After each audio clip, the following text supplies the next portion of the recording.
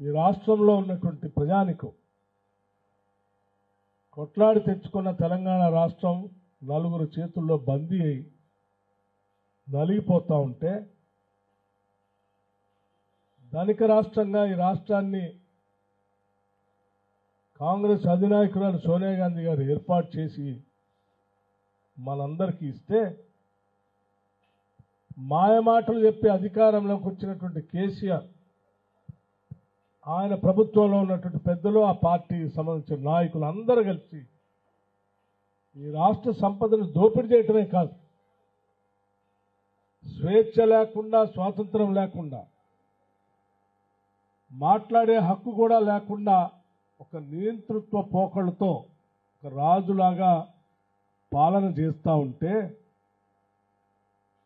తెలంగాణ ప్రజల కన్న కలలు నిజం చేయటం కోసం కాంగ్రెస్ పార్టీ, టీఆర్ఎస్ పార్టీ చేతుల్లోంచి తెలంగాణను విముక్తి చేయటం కోసం పెద్ద ఎత్తున ప్రజానికానికి ఒక పిలుపిచ్చి రాహుల్ గాంధీ గారి నాయకత్వంలో పాదయాత్ర చేయటమే కాదు, ఇందిరమ్మ రాజ్యాన్ని తీసుకొని వస్తాం, ఈ రాష్ట్ర సంపదనంతా ప్రజలకే పంచుదాం,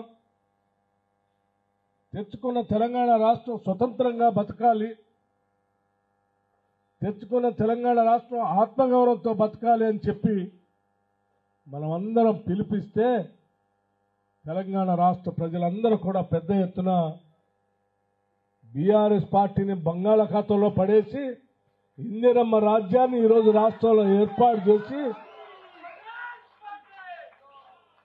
ప్రజలకి మేలు చేయాలని చెప్పి ప్రజలందరూ మనల్ని గెలిపించి దీవించి ఇక్కడ పంపించారు. సరే, కొన్ని శాసనసభ నియోజకవర్గాల్లో అభ్యర్థులు ఓటమి చెంది ఉండొచ్చు. ప్రజాస్వామ్యంలో గెలుపు ఓటములు అనేది సహజం. కానీ అంతిమంగా రాష్ట్ర వ్యాప్తంగా ఉన్నటువంటి ప్రజానికం ఇచ్చినటువంటి తీర్పు మార్పు కోరుకున్నారు. ఆ మార్పు కూడా స్వేచ్ఛ కావాలని కోరుకున్నారు, మాట్లాడే హక్కు కావాలని కోరుకున్నారు, సంపదంతా ప్రజలకే పంచాలని కోరుకున్నారు. అలా కోరుకున్నటువంటి వారందరికీ ఈరోజు ఇందిరమ్మ ప్రభుత్వం ప్రజా ప్రభుత్వంగా మాటిస్తా ఉన్నాం.